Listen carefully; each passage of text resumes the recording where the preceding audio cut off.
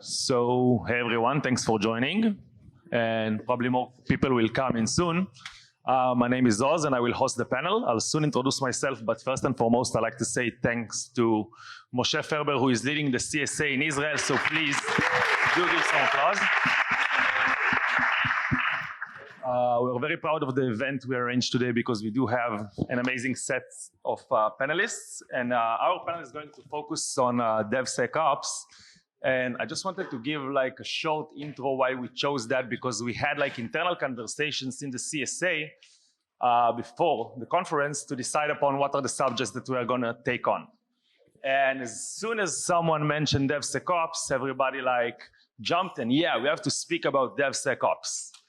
So I think in the past 2 years, maybe even 3, we quite had a boom of DevSecOps and AppSec startups. And I think the whole vertical got a little vague for a lot of people. And this is why we chose that. And we got like really the best panelists that we could in order to answer some questions.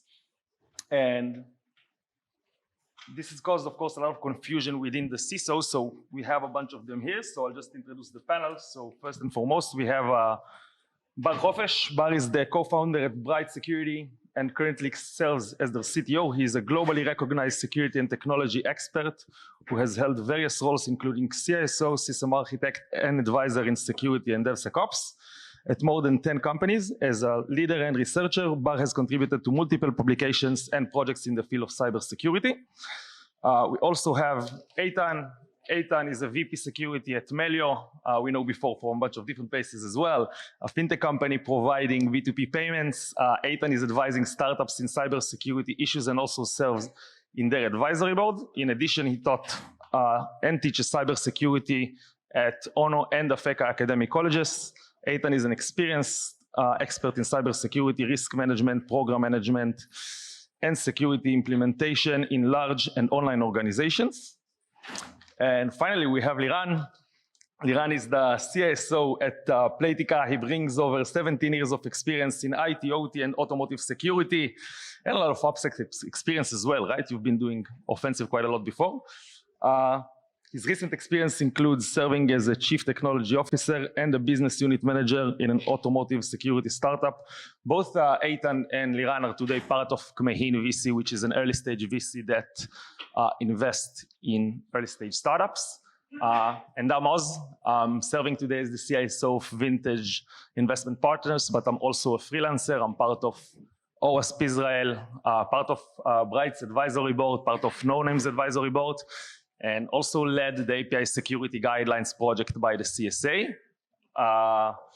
And I want to start off like with a general question about DevSec, and which became, I think, quite confusing in the past years. We saw this line between AppSec and DevSec became kind of like blurrish. When I did AppSec before, it was just AppSec. When we came in and started to speak with DevOps that we need their assistance, we started getting the rejects from the R&D, and we started like getting the challenges. So Liran, I'll start off with you. What are the main challenges you see today in building like an internal DevSecOps operation? So first of all, good morning, everyone. I'll take it into another angle. The way that we see it in Playtika, it's quite different. So we have our own DevSecOps and DevOps teams that are currently doing their stuff on IT, and we had our own AppSec. So we did our own things. We did the pen test, and we did a lot of things in R&D. But along with the years, we started to notice that a lot of the activities that we're doing are overlapping with DevSecOps, and it creates a lot of conflicts. One of the ideas was first to make some kind of a rebranding of our department, and maybe to have it a little bit more of abstract representation of what we are doing. So basically, we took AppSec and we changed it completely, and right now we are doing more of a product security kind of thing. And in that way, specifically, we're tackling the problem that we have about roles and responsibilities and how really we're reacting to many verticals around application security. So generally, the idea is right now we're not looking about application security, which to me is like one layer in the OSI model and one layer representation of what we are doing. We're really asking ourselves, are we involving or are we doing anything that is related to the product? Are we doing anything that is conducted with R&D? And if so, then you belong to that team. You are proud of the agile movement or the agile running things that we are doing in the company. And then we're starting to see the roles and responsibility within that team. So maybe someone will do DevSecOps. Maybe in a couple of more years, there will be DevSec engineering. And maybe even in a few months, we will have AI in regarding to that application security. And that's an angle to take when you're trying to look about the product development and the development in the life cycle of the product, and really closes the entire thing that we're calling shift left or anything that is revolving around product security. Yeah, I want to elaborate about this question, maybe point it to you, Eitan, like with regards to what Liran just mentioned, like who are the key personas today that you see in your AppSec operation? Like, does it fall like mostly under you, of course, that you have the experience, so is the AppSec team, the DevSec team, and how is your collaboration like with R&D around it? Like, who are like the really key personnel that is responsible to build this layer of DevSec in your company? First of all, nice to see you, everyone. It's a great pleasure. I'm happy to represent the above 40 handsome, bold with glasses in this panel. So it's always good to be with to represent somebody. In software companies, it's complicated all the time because you are a service provider. You give their service, so you must. The first principle is to understand the engineering, the developers. I think one of my benefits, I was an engineer. Maybe not so good, but I was an engineer I developed 10 years. So first of all, the key person should understand the engineering, totally understanding the development procedure, phases, methods, even if it is in a mess, because we're Israeli, so we might work in a mess way. We call it agile, but it's agile mess, or mess agile, whatever. So you need to understand the development. Regarding the qualification, it can be a former or ex-developer that knows security. It can be DevOps that understands security, or it can be other combination. But we are not science rockets engineers. We are developing software. So in order to understand the main processes and the main methods, it can be learned. You need a very good understanding of the development zone. That's it. Yeah, but your company is a highly, with regards to what Eitan mentioned, Bright is a highly dev-centric solution. And so how does it relate to that? Like, how do you actually approach the developers with your tool, and what is the right? So I would say that our CEO likes to say that when a project has more than one owner, it doesn't have any owners. And it's really true if you think about it. The same goes for security and who owns security in the organization. I think in the end, engineers, developers, you pay them to build software. You want to ship features, you want to push development forward. But security, their salary, comes from securing your operations, securing your code, securing your development. So even in a dev-centric solution or dev-centric approach, you always need to remember that in the end, there is one owner who's the security, but then there's the working hands, who's going to actually implement, work with, and be the grounds, like the hands-on user of that solution. Now, I think that a lot of change with DevSecOps, and that goes back to what Liran said. It's less about ops, less about DevOps, and much more about DevSec. Basically, the ability and capability of developers to own security, use it, and bring it into their own software development lifecycle and daily routine. Yeah, so Liran, I remember when I used to pentest Playtika like around 6-7 years ago, you have like a bunch of different studios. Every time that we performed a pentest, it was quite different group to work with. So today you have like an AppSec team, quite large one that you've built and is supervising this whole different studios. So what are the, let's say, key ingredients in order to build a good working relationship with R&D in order to have a good DevSecOps operation. Okay. So yeah, so for those of you who don't know, Playtika is a gaming company. Basically, we did well with one game, and then we spread it out to a lot of buying into new gaming companies and companies by themselves that develop games, which basically at the end, we got a lot of technologies inside. While we started to develop in PHP, right now we have Java, we have .NET, we have Unity, we have PHP, and we have a whole bunch of kind of a lot of technologies that are incorporated into our own premises. We are an on-prem company, and that creates like a complete mess, as Eitan says, and somehow we need to manage everything. So we have a lot of struggles around it. Talents hiring, I don't know how it's in the rest of the world, but in Israel it's chaotic. We basically, pretty much each of us like fight per a specific production or product security or even application security. There's a lot of missing key personas here, and everyone wants, you know, to have their seniority, and we're not that much tolerant to juniors because we need to deliver. So the struggle here is pretty tough. So we had to do something different a little bit. And we started to grow up our own entire cybersecurity product department in our team, pretty much in a couple of things. We started to recruit developers. We understood that the gap that we have between making someone a secure developer to someone that understands really how to develop, it's quite smaller than we thought. So it's easier to bring someone to security rather than teach someone how to program, because program architecture and everything that is around that specific areas is a lot more harder to teach. Then it's easier to locate and understand who acts like a champion, who knows what are security development kits and SDKs and can use them, than to have him into our company.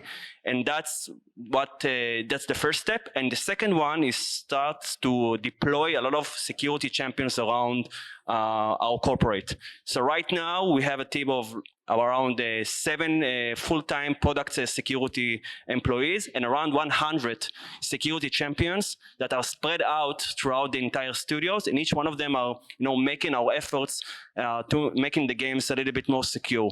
And one of the things that it's really, really important here to make sure is that we give them work and not just, you know, training them, because everyone can give like the training, the proper training, and say them, hey, so you are security champion, great, you can use it as a resume.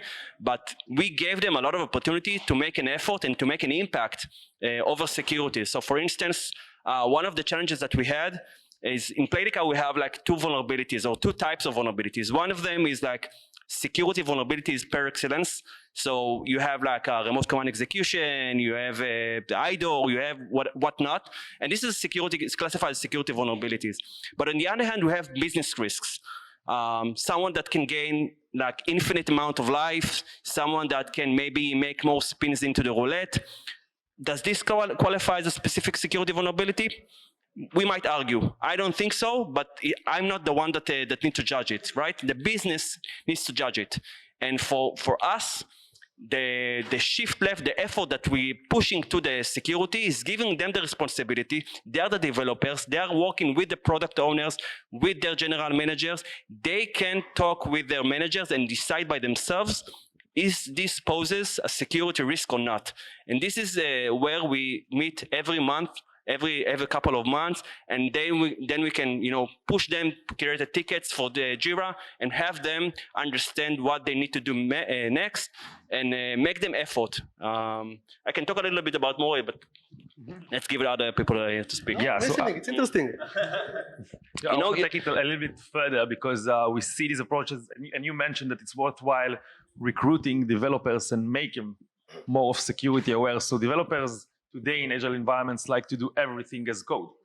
And we also have now in security everything as code, right? You can do measurability, auditability, and security as code. So Bar, when you're working with so many developers, what is your take in order like to embed everything as code in security as well? I think that the whole notion of infrastructure as code, deployment as code, configuration as code, cloud as code, really again brought to light that we don't really need ops as much in the picture as we used to before. This puts a lot of security emphasis on the developers themselves, because now every open port, every misinstalled dependency, every issue in the Kubernetes Docker container installation or pod startup all falls on them. It's good, because in the end, they know what needs to happen, what needs to go into production. They know how the application works. They know how the end result should look like. But it also means that there needs to be more steps to also validate those settings, those configurations, do automatic. It's not just about linting and making sure the configurations are fine. It's actually ensuring that if we are now grabbing a certificate to install into the server from somewhere, is this certificate secured? Do we push it do we pull it without password? When we install dependencies, are those dependencies secured? Who tests them? Who checks them? So yeah, the notion is good, the move makes sense, but it means that we need much more layers of security around those kind of areas. Eitan is the key software engineer in our panel. How do you see this, like the incorporation of everything is good? First of all, I want to explain something that Liran said about working with the engineering, with R&D.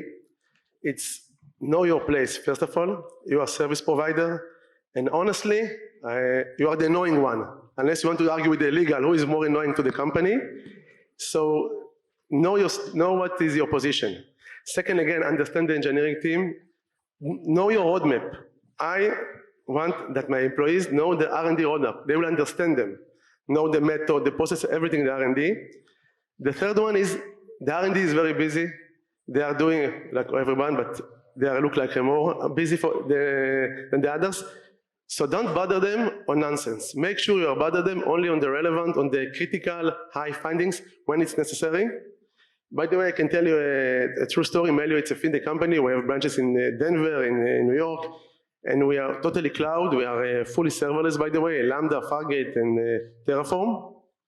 When I joined the company, I was the first CISO, VP security or whatever. I'm managing the IT and the security as well. Every week, I go to the DevOps manager and the chief architect and told them, you should thank me. Say, why? Because I took the compliance from you. I took the responsibility. The next week, you should send me flowers. You should send me a bottle of wine. Every week, tell me why. Look at your calendar. I took from you the compliance, the ISO, the SOC 2, the due diligence of our partners. Melio has Capital One partner, Shopify, Intuit, a large enterprise Americans. I tell you the truth, for the 3-4 months, I told them every week, they started believing me that they should send me something. And that's work. They understand, I assist them, I took the annoying job from them, and by the way, it's good for me and good for them. So everybody win, and they understand that I can assist them. I told them in the end, after I finished this joke, that now they are real engineers. They don't do any paper. So, and it's worked, and they really appreciate my job. Regarding the infrastructure as a code, it's a great idea. It doesn't work so well. It's a great idea, so like other ideas, because it means that everything will be automatically done manually and not manually. So I have a great security operation manager which sits here, Shai. I told him, Shai, we have a WAF, let's do it automatically. Let's build the policy automatically without anything. We have Terraform, we'll build it automatically. He told me it's a great idea, the product does not support it.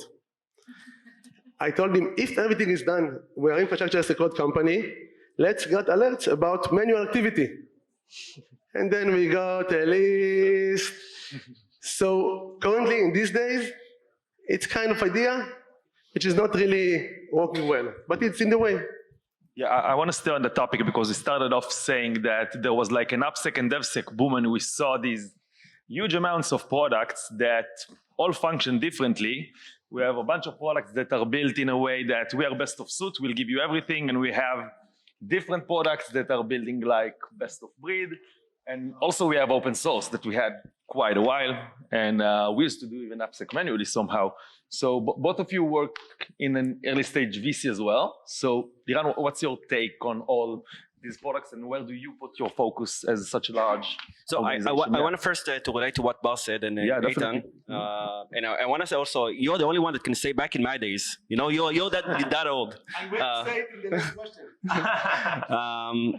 But first, again, to what I said at start, so we're talking about everything as code, right? So one of the challenges that we see is that there's like a really blurry line between the responsibilities in each one. So we're talking about infrastructure, right? Who owns the infrastructure? Is it AppSec? So we're talking about Kubernetes. Who checks the VMs? Who checks the vulnerabilities in the VMs? Who runs the tests and then make sure that the runtime prevention works on the infrastructure as well, on the clusters themselves? Is it application security? Is it infrastructure security? This is something that we're right now struggling a lot. I believe that many companies are seeing the same problem, that, you know, it's like a shift towards responsibility, each one of them saying it's not his precise job. And this is one of the challenges right now that we see. I don't have the solution for that. We tend to see it as I said, as product security, and then we're handing over everything that we believe that qualifies as a product. But this is one thing, and I'll jump on to the second question. Sure. So basically, in Playtika, we heavily use on cybersecurity. I can say as a general movement, pretty much everyone here see that we are tending for consolidation, right? So we have a lot of products, a lot of segments, and every time that we think that's it, no more idea, there's another segment that pops in. And we pretty much know, I specifically don't know where I can find a budget, because always there's another segment that pops in, and we need to understand how we find specific segment that we consolidate everything into, and that's the same thing that we see in specifically in AppSec, the entire revolution here. We see a lot of things that popping in. Each segment gets divided into a couple of things. To my opinion, with respect to the majority of the vendors, many of them not qualify as a product, many of them maybe qualify as a feature, and this is where we need to decide in our specific teams whether we want to develop it by ourselves, whether it like qualifies for our efforts to implement it, or whether we want to develop it by ourselves, or maybe even to utilize it as an open source. So we have our own strategy. We believe in functional testing, and therefore we will try to understand what are the main products that we can accumulate in our company and use them as products, and which are the platforms that we can onboard that uses those products, and the rest of them will be either features or will be used as an open source. That's it. Yeah, and Bar is the vendor in the panel. What's your take on that? We have so many acronyms in AppSec. Like, we get up in the morning, we see a new acronym. Like, where are we going with that? Are we going for a best of suite? Are we going for a best of breed? Where are we standing? As a vendor, it's a bit hard to answer that, because whatever I'm going to say, they're just going to think that I want to sell to them. No, everybody expects you to remain agnostic. So yeah, so that's our salesperson. I'm the CTO. Trust what I say. Technical perspective, right? It's completely agnostic. Yeah. It's the annoying answer, but it depends. It depends on the maturity of the organization, because I saw customers and people that we interacted with, from startups to Fortune 500 companies, that say, you know what, I have 10 AppSec experts that are a friend of Simon Bennett, who wrote OWASP Zap, and we talk with him daily on Discord, and you know what, we're just going to use an open source tool, that's fine. They take the responsibility, they take the support, they're basically becoming developers of an open source solution, and that works for them. And cool, kudos. You managed to make that work for you, and that's amazing. But for others, I guess, again, it depends on what they want to achieve. I never saw a company that combines all of the acronym that you talked about in a proper way. SCA and SAST and DAST and IAST and all of those things, they never use it. They usually choose one or two and then use it and say, you know what, we got the check marks, all good.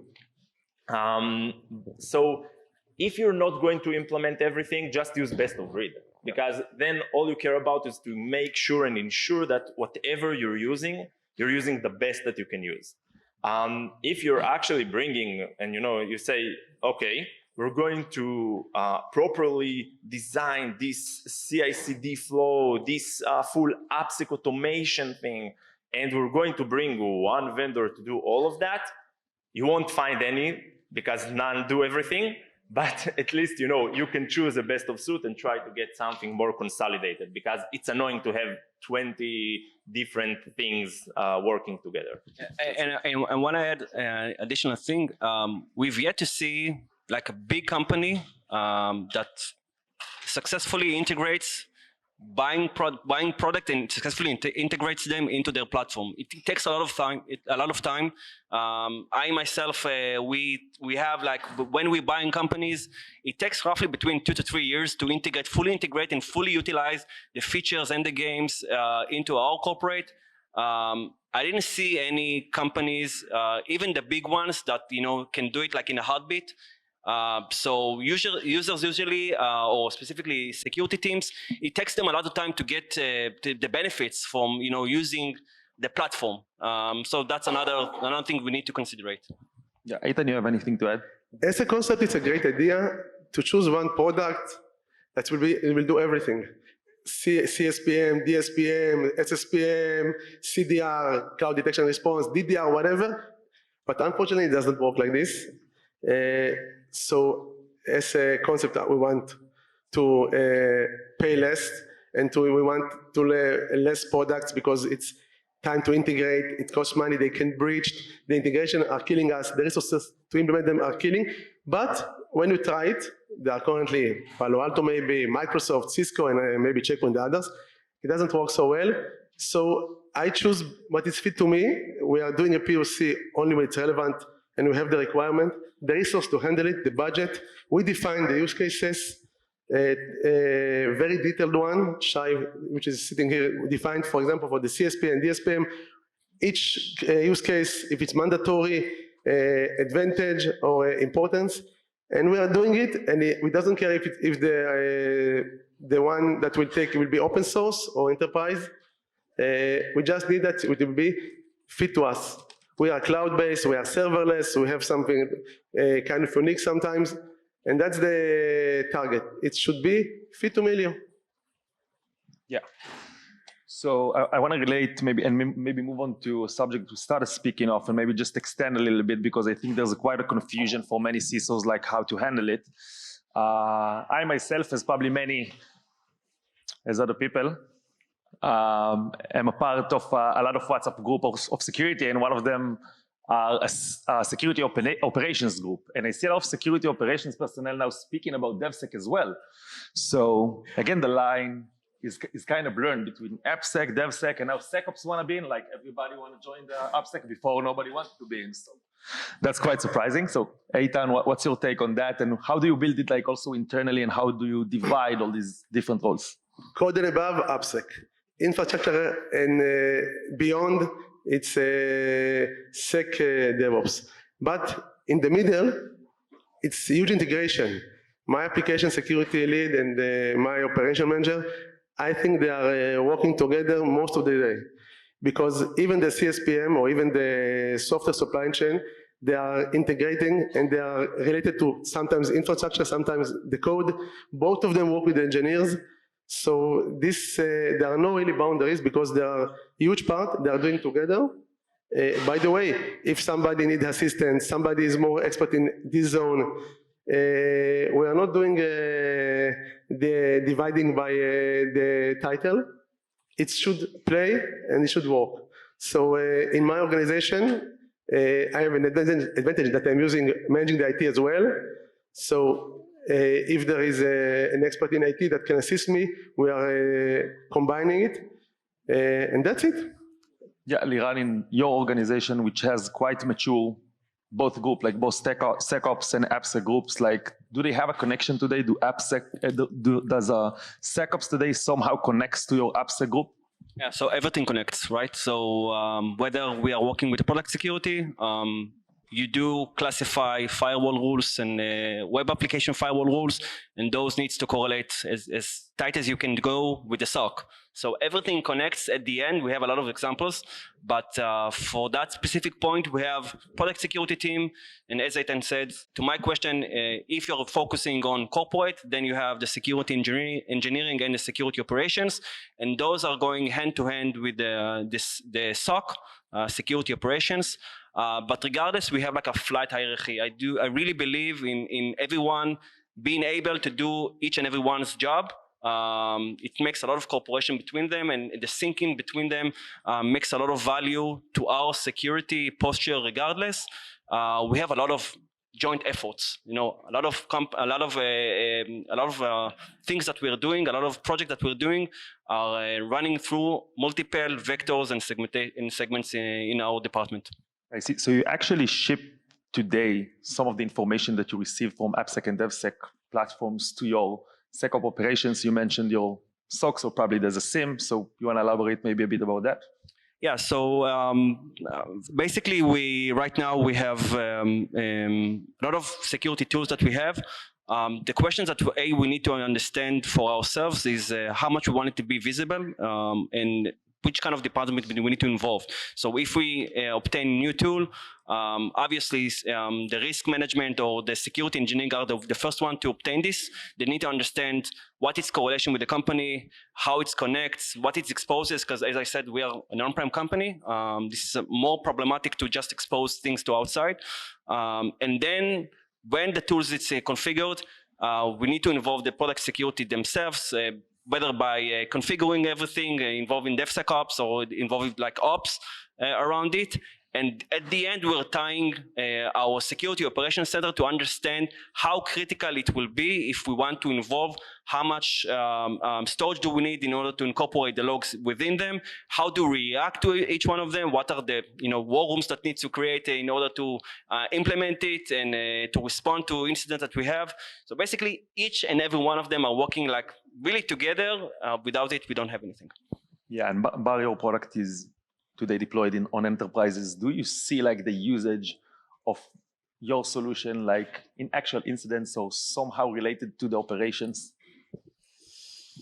So our solution is much more dev-centric in approach. So usually it stays more on the development to AppSec side. Mm-hmm. But what's interesting is that I think 3 or 4 or even 5 years ago, when we were coming to companies, usually we would need to find our COO likes to call it the Holy Trinity. Someone from devs, someone from AppSec, someone from infrastructure. And as time progresses and the consolidation of skill sets and capabilities happen, we see less and less involvement of infrastructure, at least at the beginning. Later it becomes more felt, but at the beginning of the process, we usually talk with AppSec, development, and that's who we're working with. Yeah. Then later in the process, when we're talking about the CD side of things, where do we deploy? Do we want to test stuff in production, in those kind of systems? Then we're talking with the infrastructure. Yeah, I want to share a little bit from my experience, because unfortunately I got to experience some application security related incidents, and in these moments you can see the huge gaps that you have between AppSec operations, security operations team, and R&D. Like everybody can be like, hands up, okay, we have like an application security incident. What we do now? We don't consolidate the logs. We didn't do appropriate collection. We didn't guide our developers to create appropriate log in order to investigate an incident. And we are all big advocates of shifting left. This is sure. Developers, don't forget, we are shifting left. Though there is currently quite a trend of moving right with all this eBPF monitoring and getting back to runtime. And I think it highly relates to everything around SecOps. So Eitan, you want to maybe a little bit elaborate about that, because I know that you are somehow related to this field as well. Yeah. First of all, I believe in hands-on, so security team should be actually working hands to hands to engineering. They need to know code, and the shift left, it's done, and we are working on it. Done automatically. Each finding that we are finding with the application security products is being they are created the Jira tickets to the developer. We are doing threat modeling, but the developer are doing it. We are not doing it. We guidance them, we review them, but they wrote it, they understand the implication, the risks. So this is something that we transfer from our responsibility to there, because security in Melio, it's my responsibility. I'm getting paid so that the management will worry a little bit less. Basically, I've been told in my previous role, I'm paying you that time, I will be less worried. I told them, okay. Not in Melio, but never mind. So it's hands to hands with the developers. They're doing the threat modeling. We are creating a security culture that they know that it's important. We are a fintech company. There is no other option. We have heavily regulated. A huge amount of money is transferred via Melio system. So they understand how the importance. They are honestly my ambassadors. We have security championship and so on, but the security and the R&D is basically ambassador of the security. If they heard something, if they know something, if some of them hear about a breach, it send me, look, what do you say? I got it 50 times ago from other groups, but it's nice. So creating security culture involving sending use cases. For example, a few days ago, we had some nice story, so we published it to all the engineers just to understand how the security works, because it's hard to measure security. When nothing happened, you are wasting money. When something happened, you didn't waste money and you did your job. So I believe, because we are a data-driven company and the world is data-driven, to show that we are doing. I can show, I don't know, some kind of boring data that I blocked 2,000 spam, 500 messages via the mail, or my EDR catch this, but I believe that I want to show something more interesting. If, for example, this feature was done by the developer after they got secure code guidance, and they did, for example, we did PT, and it was run by all our application security tools, and there is also bug bounty, and at the end, somebody is finding critical or high, so how did we miss it? I want that in the next year, my high and critical findings will be much less. I want to show dashboard, because I need to do transparency for myself and for my management. Even though that I don't have problem of budget usually, and the most important thing that when I went to Melio was that I got management commitment, and I got it.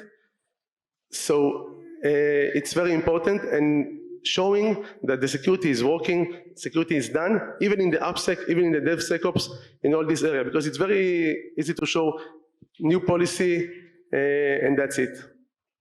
Yeah, so we have just a couple of minutes, so if we can take it like shortly, and then maybe we'll have time for a question or two. So we didn't have enough buzz on our panel yet, not enough words, so we see that the trend of AI and the incorporation literally in every startup that you probably hear about. So let's start off, and Bar, what is your take on AI and AppSec and DevSec, and how would you like to see it incorporated, and where it is going? Okay, so I have two hands. On one hand, it's what I like to see. On the other hand, is what others like to see. So as an offensive person in nature, and someone who's been in the offensive area for like 15 years, my first urge is to take that and slap it into some kind of an automated attack machine and see how better we can make the product with automating tests. But I think that what the market would enjoy much better is from remediation. Remediation, automation, allowing people to see how to fix stuff based on the found findings and issues. And I think that for developers, for customers of those kind of solutions will be much more beneficial. Obviously, both will happen, so we need to get ready for that. But yeah. Eitan? First of all, it will be. I think generated AI will be part of everything, because the sales will use it for the selling, the marketing as well for campaigns, the R&D as well. I think soon it will be part of the IDA, like the IntelliJ. Everybody will use it. And it's good. We just need to make sure that we are using it in secure manner. As for security, there are some options. By the way, if you ask my dream, send the logs to the generated AI, got everything, it will replace SIEM, SOC, whatever. Maybe in the future Moshe will replace me with generated AI, ChatGPT. So next year panel will be 3 types of generated AI. It will be very interesting to see the difference of type, maybe one of Amazon, one of Microsoft and so on. But we should adopt it, like, because everybody is adopting.